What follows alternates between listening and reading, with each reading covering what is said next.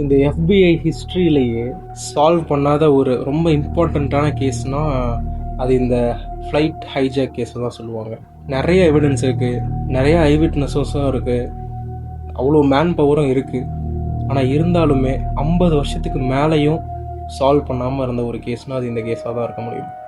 இதை பற்றி 7 வருஷத்துக்கு முன்னாடி ரிஷிபீடியா கூட ஒரு வீடியோ போட்டிருப்பாரு. ஆனால் இப்போது ரீசண்டாக நிறைய எவிடன்சஸ் கிடச்சிருக்கு. நம்ம எதிர்பார்க்காத சோர்ஸஸில் இருந்தாலும் நிறைய வாக்குமூலங்கள் கிடச்சிருக்கு. அதை பற்றிலாம் இந்த வீடியோவில் பார்க்கலாம். உண்மையாலுமே இந்த அன்சால்வ்டு கேஸை சால்வ் பண்ணிட்டாங்களா, அந்த கேஸ் உண்மையாலுமே க்ளோஸ் ஆகிடுச்சான்னு பார்க்கலாம்.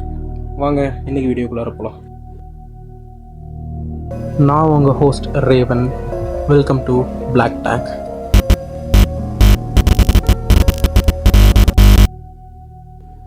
24th November 1971 அன்றைக்கி தான் இந்த இன்சிடென்ட் ஸ்டார்ட் ஆகுது. போர்ட்லேண்டில் இருக்கிற ஒரு ஏர்போர்ட்டில் ஒரு நார்மலாக ஒரு கோட் சூட் மாட்டிக்கிட்டு, ஒரு தொப்பி போட்டுக்கிட்டு, ஒரு கூலர்ஸ் மாட்டிக்கிட்டு ஒரு ஆள் போயிட்டு ஒரு டிக்கெட் வாங்குறாரு. அந்த காலத்துலலாம் இந்த மாதிரி ப்ரூஃப்ஸ்லாம் எதுவும் நம்மளுக்கு தேவையில்லை. ஒரு டிக்கெட்டை கொடுத்துட்டு, காசை கொடுத்துட்டு, அந்த டிக்கெட்டில் நம்மளோட பேர் இருந்தால் போதும். அப்படி போர்ட்லேண்ட் டு சிட்டல்ங்கிற இடத்துக்கு டிக்கெட் வாங்குறாங்க. இந்த ஹைஜாக் பண்ண போகிற ஆளும் அந்த டிக்கெட்டை $20 கொடுத்து வாங்கிட்டு டான் கூப்பர்னு சைன் பண்ணி கொடுத்துட்டாரு. அவரும் எல்லாரும் மாதிரியுமே ஒரு பிளாக் சூட் கேஸ் எடுத்து வச்சுக்கிட்டு ஃப்ளைட்டோட கடைசி சீட்டில் போய் உக்காந்தார். ஆனால் அந்த ஒரு பிளாக் சூட் கேஸ் தான் இவ்வளோ பெரிய 50 வருஷம் பழைய கேஸுக்கு ஒரு ஸ்டார்டிங் பாயிண்ட்டாக இருக்கும்னு யாரும் எதிர்பார்க்கல. இந்த ஃப்ளைட் 305 வந்து 2:50க்கு எடுத்தாங்க. அது கூட 37 பேசஞ்சர்ஸும் அப்புறமேட்டு 8 ஒர்க்கிங் ஸ்டாஃப்ஸும் இருந்திருக்காங்க. நம்மளோட கூப்பர் வந்து கடைசி ரோவில் போய் உட்காந்துட்டு இந்த ட்ரிங்க்ஸும் சிகார்ஸும் ஆர்டர் பண்ணிட்டு ஜாலியாக வெயிட் பண்ணிட்டு இருந்திருக்காரு. அப்புறமேட்டு ஃப்ளைட் ஸ்டார்ட் ஆகி ஒரு கொஞ்சம் நேரம் பாஸ் ஆனதுக்கப்புறமேட்டு அங்கேருந்து ஒரு வெயிட்ரஸை கூப்பிட்டு ஒரு பேப்பரை கொடுத்துருக்காரு. அந்த வெயிட்ரஸும் வந்து இது வந்து அவங்களோட ஃபோன் நம்பராக இருக்கும் போல் அப்படின்னு நினச்சிட்டு அதை அப்படியே வாங்கி அவங்களோட பேக்கெட்டில் வைக்கிறாங்க. பட் ஆனால் கூப்பருக்கு தான் தெரியும் அதில் என்ன எழுதியிருக்காங்கன்னு. கூப்பர் அவங்கள பக்கத்தால் வர சொல்லி, மிஸ் நீங்கள் அந்த பேப்பர் எடுத்து பாருங்கள் அப்படின்னு சொல்லியிருக்காங்க. அந்த பேப்பரில் என்ன இருந்துச்சுன்னா, நான் இந்த ஃப்ளைட்டை ஹைஜாக் பண்ண போகிறேன் அப்படின்னு அவர் எழுதி கொடுத்துருந்தார். அதுக்கப்புறமேட்டு அந்த ஃப்ளைட் அட்டண்டன்ட்டையே கூப்பிட்டு அவரோட சூட் கேஸை ஓப்பன் பண்ணி அவங்களுக்கு மட்டும் காமிச்சார். அந்த சூட் கேஸ்க்குள்ளார ஒரு 4-5 சிவப்பு கலர் டியூப் ஒரு பேட்டரி கூட கனெக்ட் ஆகிருந்துச்சு. அது ஒரு பாம். கூப்பரோட டிமாண்ட் வந்து ரொம்ப கஷ்டமான ஒரு டிமாண்ட்லாம் கிடையாது. $200 $20 பில்லாக கேட்டிருந்தாரு. அதுக்கப்புறமேட்டு 4 பேராஷூட்டும் கேட்டிருந்தாங்க. இது ரெண்டுமே அவங்க கரெக்டாக லேண்ட் ஆகிறப்ப அவங்கக்கிட்ட இருக்கணும் அப்படின்னு டிமாண்ட் பண்ணியிருந்தாங்க. இவங்க கேட்டதை கவர்மெண்ட் அரேஞ்ச் பண்ணுறதுக்கு மொத்தம் ஒரு 2 மணி நேரம் ஆயிடுச்சு. ஃப்ளைட் வந்து 1/2 hour ஜேர்னிக்கு தான் பிளான் ஆயிருந்துச்சு. ஆனால் வந்து இவர் கேட்ட டிமாண்ட்னால அது வந்து கிட்டத்தட்ட ஒரு 2 hours லேண்டே ஆகலை. இதில் ஒரு நல்ல விஷயம் என்னென்னா, எல்லா பேசஞ்சர்ஸ் கிட்டேயுமே இது வந்து ஒரு மைனர் மெக்கானிக்கல் ப்ராப்ளம், அதனால தான் நாங்கள் இவ்வளோ நேரம் லேண்ட் ஆகாமல் இருக்கோம் அப்படின்னு சொல்லி சமாளிச்சுட்டு இருந்தாங்க. கூப்பர் வந்து எந்த ஒரு ப்ரெஷர்லையுமே இல்லை. அவர் பாட்டுக்கும் ஜாலியாக அவங்களோட சீட்டில் உட்காந்துட்டு இருந்தாங்க. அவங்க இன்னொரு ட்ரிங்க் ஆர்டர் பண்ணாங்க. பக்கத்தில் உட்காந்துட்டு இருந்த ஏர் ஹோஸ்டர்ஸ்க்கு ஒரு சிகாரை கூட ஆஃபர் பண்ணாங்க. ஆனால் அந்த ஏர் ஹோஸ்டர்ஸ்க்கு ஒரு பயத்தில் வந்து அவங்க கேட்டாங்க, ஏன் இதெல்லாம் நீங்கள் பண்ணுறீங்க அப்படின்னு. அதுக்கு அவர் வந்து, இல்லை இது ஒரு பழைய பகை அப்படின்னு சொல்லியிருக்காரு. அவரோட குரலை ஒன்றும் உயர்த்தி எல்லாரையும் பயன்படுத்தணும்னு நினச்சி பேச கிடையாது. அவர் பாட்டுக்கு பொலைட்டாக தான் இது எல்லாத்துக்குமே ஆன்சர் பண்ணார். அவர் வாங்கின ட்ரிங்க்ஸ்க்கு கூட ஒரு காசு பே பண்ணிட்டாரு. இவர் கூட உக்காந்துட்டு இருந்த அந்த ஏர் ஹோஸ்டர்ஸ் வந்து லேட்டர் ஆன் இவங்க வந்து ரொம்ப பொலைட்டாக இருந்தாங்க, ரொம்ப காமாக இருந்தாங்க அப்படின்னு சொல்கிறாங்க. ஃப்ளைட் ஹைஜாக் பண்ணுறவங்க இவ்வளோ காமாக இருக்கிறது ரொம்ப அன்யூஷுவலான ஒரு விஷயம். இதை வந்து ரொம்ப பர்ஃபெக்டாக பிளான் பண்ணியிருக்காங்க அப்படின்னு சொல்கிறாங்க.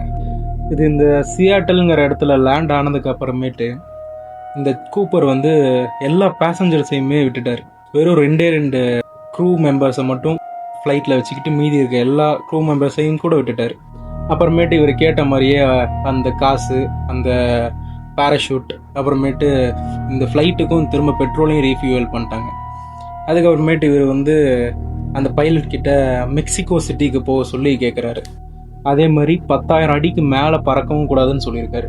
அப்புறமேட்டு கொஞ்ச நேரம் கழித்து கூப்பர் வந்து அந்த ஏர் ஹோஸ்டர்ஸ் கிட்ட போயிட்டு, நீங்களும் வந்து பைலட் கூடயே போய் உட்காந்துட்டு அந்த கேபினை க்ளோஸ் பண்ணிடுங்க அப்படின்னு சொல்லியிருந்தாங்க.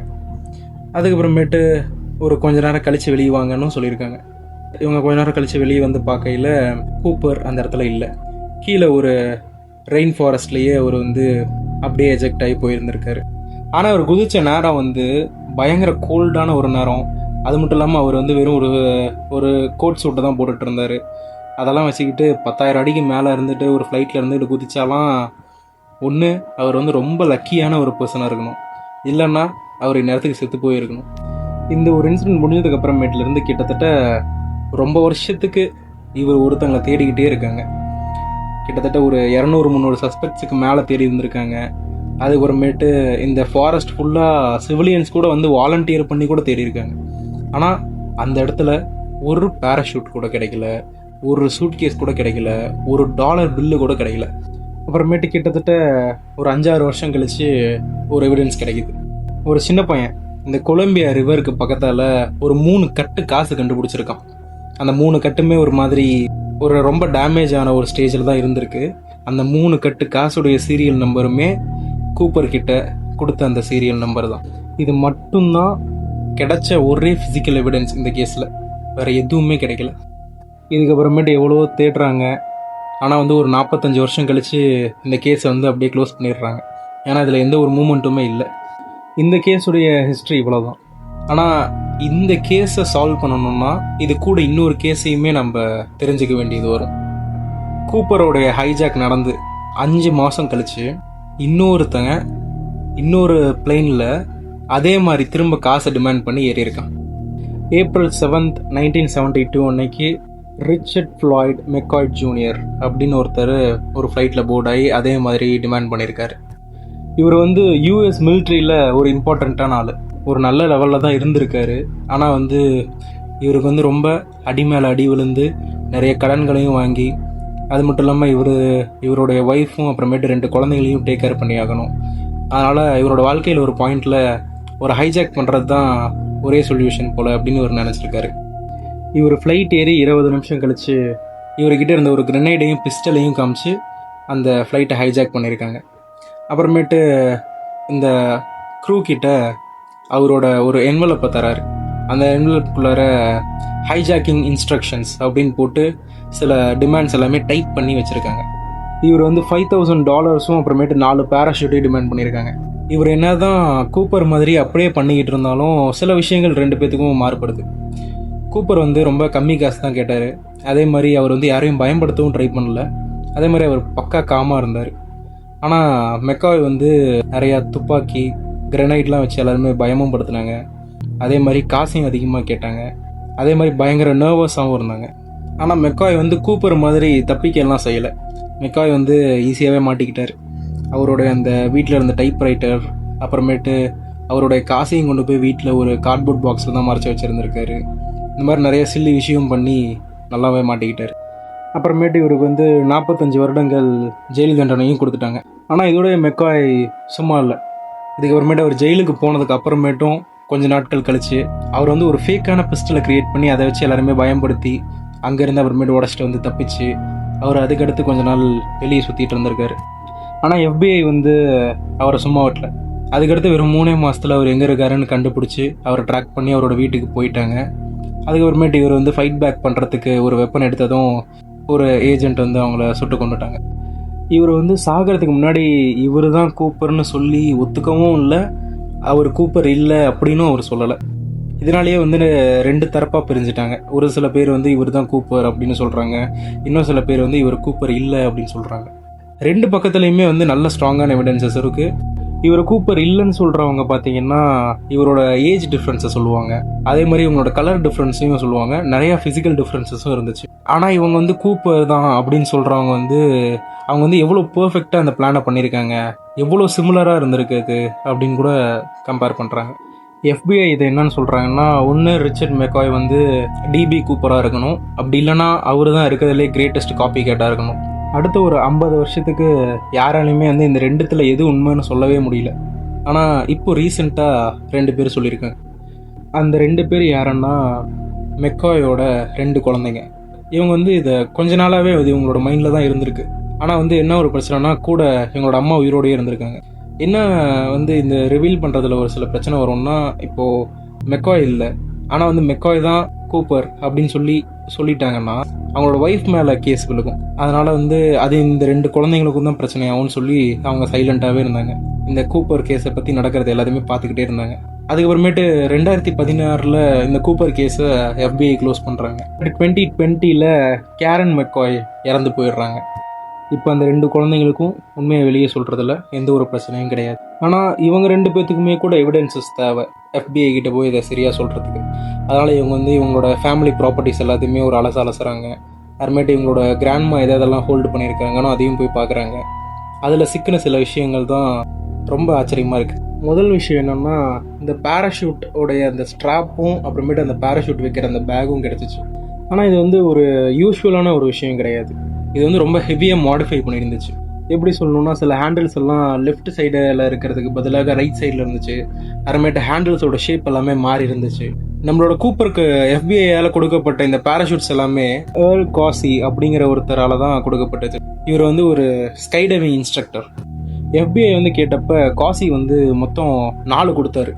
அதில் ஒன்று தான் அவருடைய பர்சனல் யூஸுக்கு வச்சுருந்த ஹெவிலி மாடிஃபைடு ஸ்போர்ட் பேராஷூட். இவர் சும்மா ஒரு 1-2 மாடிஃபிகேஷன் பண்ணல, நிறையா மாடிஃபிகேஷன் பண்ணியிருந்தாங்க.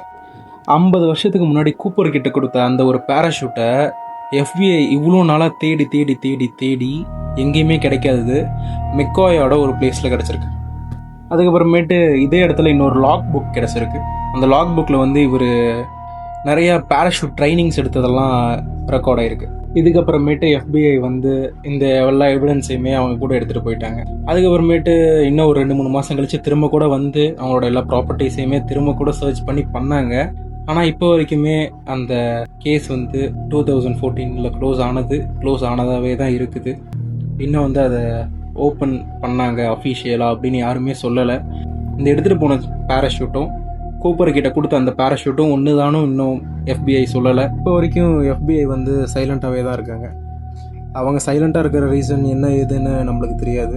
பட் ஆனால் இது வரைக்கும் இந்த கதையை கேட்டிங்கல்ல, நீங்கள் என்ன நினைக்கிறீங்க? ஆக்சுவலாக இந்த மாதிரி அன்சால்வ்டு கேசஸ் எல்லாமே ஒவ்வொருத்தங்களுக்கு ஒவ்வொரு கதையை விட்டுட்டு போகும். இப்போ எனக்கு வந்து பார்த்திங்கன்னா மெக்காயும் கூப்பரும் பார்ட்னர்ஸுங்கிற மாதிரி தோணுது. பட் ஆனால் நான் இப்போ தான் சொன்னேன், ஒவ்வொருத்தங்களுக்கு ஒவ்வொரு கதையை விட்டுட்டு போகும்னு. உங்கள் கதையை கீழே கமெண்ட் பண்ணிட்டு போங்க. அதுக்கப்புறமேட்டு பார்க்குறவங்கலாம் கொஞ்சம் லைக் பண்ணிட்டு போனீங்கன்னா கொஞ்சம் நல்லாயிருக்கும். அவ்வளோதான், இந்த ரெக்கார்ட் முடிஞ்சிருச்சு. திரும்ப இன்னொரு வீடியோவில் வந்து பார்க்குறேன். அது வரைக்கும் நான் உங்கள் ஹோஸ்ட் ரேவன், சைனிங் அவுட். ஒரு அப்பார்ட்மெண்ட்டில் நடந்த ஒரு வினோதமான இன்சிடெண்ட்டை பற்றி பார்க்கணுன்னு நினச்சிங்கன்னா இந்த வீடியோ கிளிக் பண்ணுங்கள்.